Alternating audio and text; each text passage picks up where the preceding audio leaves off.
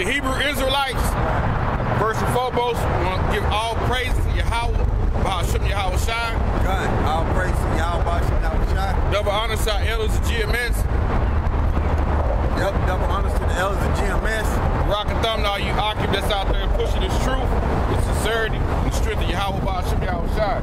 Yep, rock and thumb to all you Akim that's out there pushing this truth, in the strength and sincerity, and the power of Yahweh, Ba'ashem Yahweh Shai. We are here to wake up the elect of the 12 tribes of Israel, Judah, Yahweh, the so-called Negroes. God. We have Benjamin, Bunyamin, so-called West Indian Jamaicans. We got Levi, lawyer, who's so-called Haitian. We have Simeon, Shemaiah one, so-called Dominicans. We have Ephraim, Aparium, so-called Puerto Ricans. We have Gad, or the so-called North American Indians. We have Asher, Ashar, Colombia to Uruguay. We have Manasseh, which is Manasseh, which are the so-called Cubans.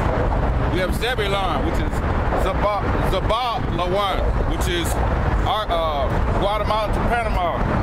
We have Naphtali, which is Naphthalia, Argentina to Chile.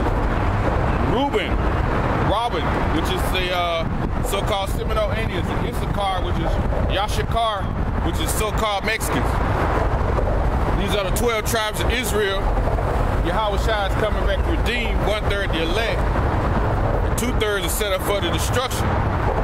And that destruction draweth nigh, man. When we read, we always, a lot of times, bring out Romans 13 and 11. Right? That destruction is coming. So we out here on these highways and byways, man. We out here to bring you truth, man. And a lot of people, when you hear truth, you go against the truth, man, without even thinking on what we saying, because what we saying, we coming out the scriptures. Matter of fact, can I get Philippians 4 and 8 right quick? You know, man, barbershop. This first, let me get this. Go ahead. What was you saying, Philippians 4 and 8. I'll grab probably.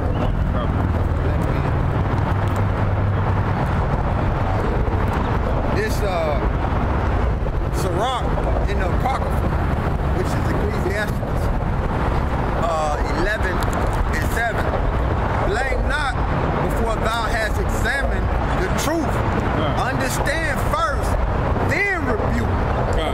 You gotta understand before you come against rebuke. But that you don't do.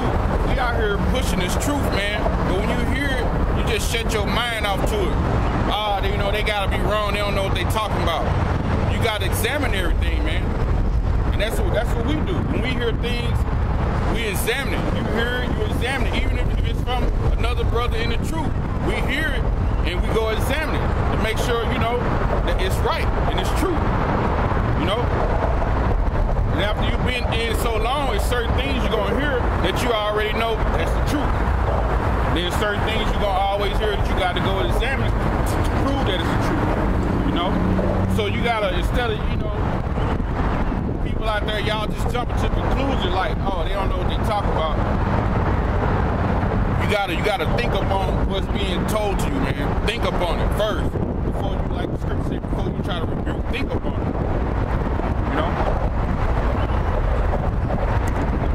This in the same book, Ecclesiastes, which is Sirach 11 and 7. Blame not before thou hast examined the truth. Understand first, then rebuke. So when we start, like the brother was saying, you got to examine this, you got to understand this, if the Most High with you. You see? And if it's wrong, then it will be corrected. You see? Like when we go into the history and we talk about the Irish, or we are talking about the when we were ruling in Europe, in certain parts of Europe, our history was vast, man. We ruled for 1,000 years. So you got to understand before you start making judgments or saying, oh, that ain't right.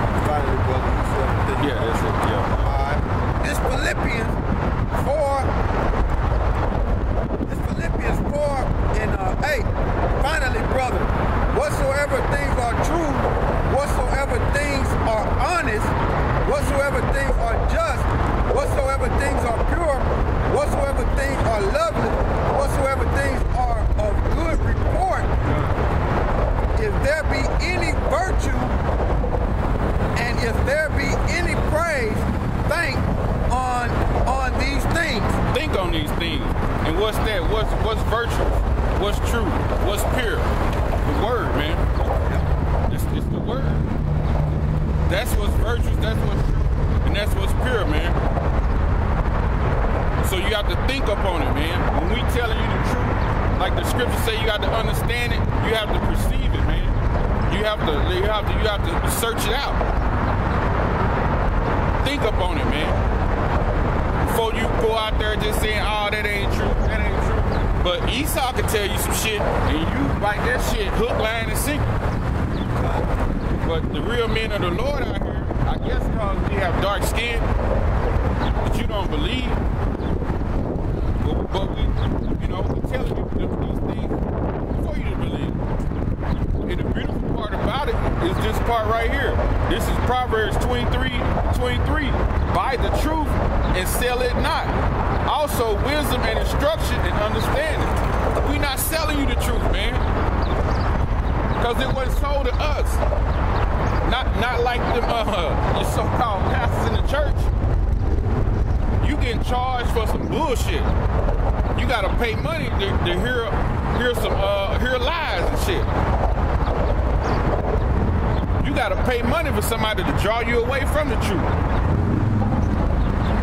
You know? Let me read one here. It says, I'm gonna finish it off.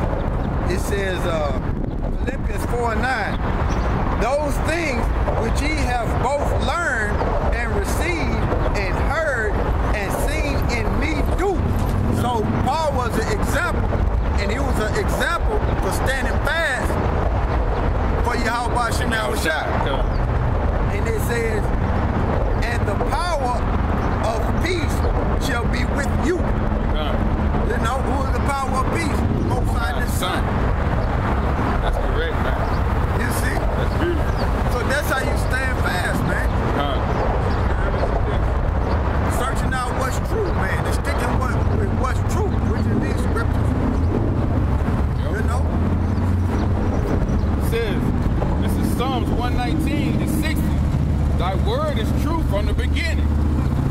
And every one of the righteous judgments endured forever. So, hey, I tell you, the word is from the beginning. Matter of fact, I'm read this one. It said it from the beginning. I'm gonna read you John 1:1. It's John 1:1.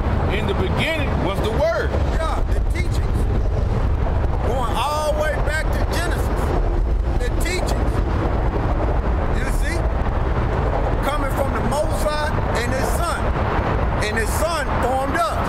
So those teachings and that word came from the Most High to his Son to us. God. Which are the commandments. Going all the way back. When you look that word up, it means teaching. Go ahead. In the beginning was the word, and the word was with God, and the word was God. The same was in the beginning with God. God.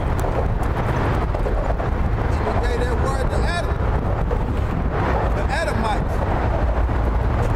You know? He gave that word to the Adamites. Back then it was called Adamites.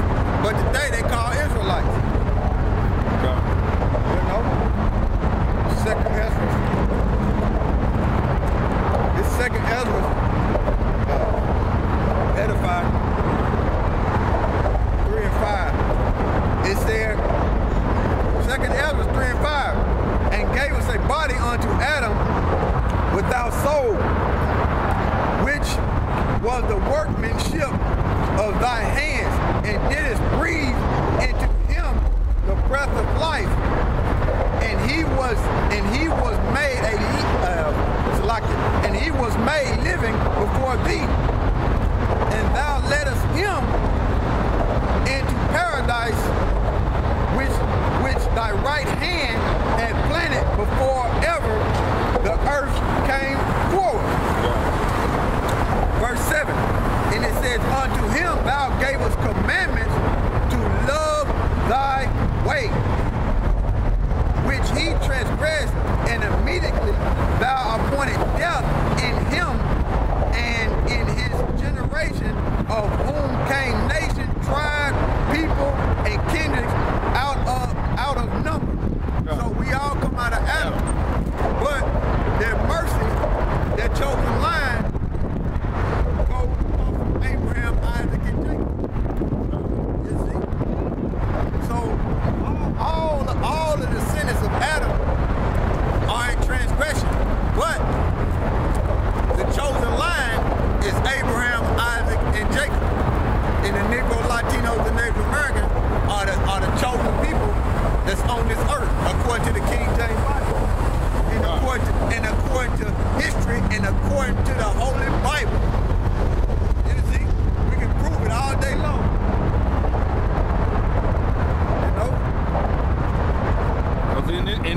society, man, dealing with Esau and them, truth is lacking, man.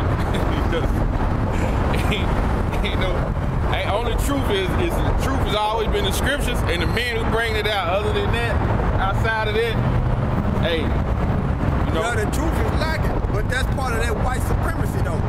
You see, that's part of that white supremacy to dominate you, to keep you in the blind. If you don't know nothing, it's easy to manipulate your emotions and tell you anything. You see, like with words, if you don't know the meaning of words, you up under the guidance of lies. So it's easy for them to bamboozle you. You see? It's easy for Esau to throw the words in there and trip you up, and you don't know what the hell going on. Like they'll throw the word myth out there. You see? The word myth means speech.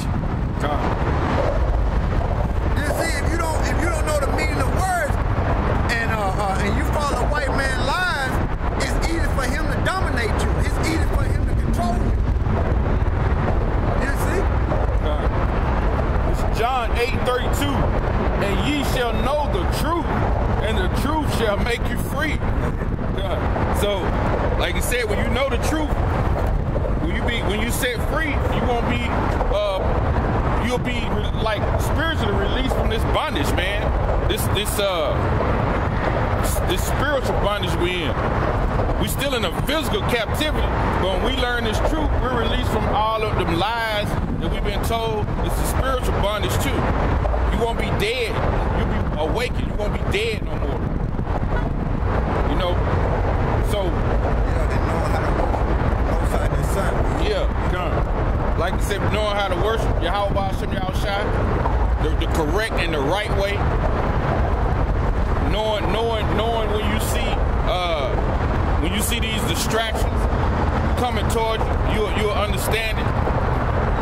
You know, because just for example, you'll know, like brothers out there, you know, you got brothers, you be in the street, you meet these girls. Once you in the truth, man, you'll understand how to deal with her. Because she probably got a man on the other end all the damn time. And adultery is death. You know? That's a death sentence, man. Committing adultery is a death sentence, man, according to the scriptures.